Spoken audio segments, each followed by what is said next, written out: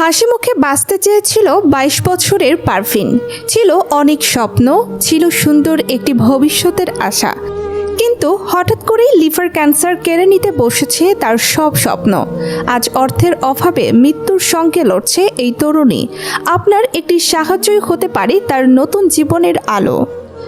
ভোলা জেলার চরফ্যাশন উপজেলার এওয়াজপুর ইউনিয়নের ৭ নম্বর ওয়ার্ডের সিপাহী বাড়ির বাসিন্দা পারভিন। বয়স মাত্র ২২ বছর।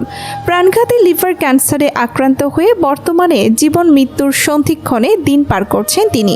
পারভিনের চিকিৎসার জন্য তার পরিবার ইতোমধ্যে সর্বস্ব ব্যয় করেছে। পিতা কামাল ও মাতা শাহিনুর তাদের সামর্থ্যের শেষটুকুও খরচ করেছেন মেয়ের চিকিৎসায়। কিন্তু এখন অর্থাভাবে চিকিৎসা চালিয়ে যাওয়া প্রায় অসম্ভব হয়ে পড়েছে।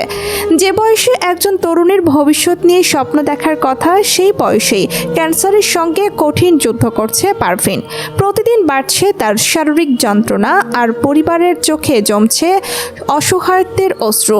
তাই সমাজের বিত্তবান ব্যক্তি, প্রবাসী ভাই বোন, মানবিক সংগঠন এবং সকল সহৃদয় মানুষের প্রতি আকুল আবেদন, আসুন আমরা সবাই মিলে পারভিনের পাশে দাঁড়াই। আপনার সামান্য সহযোগিতাও তার চিকিৎসার জন্য হতে পারে বড় সহায়তা। একটি সহযোগিতার হাত, একটি মানবিক উদ্যোগ বাঁচিয়ে দিতে পারে ২২ বছরের একটি তাজা প্রাণ।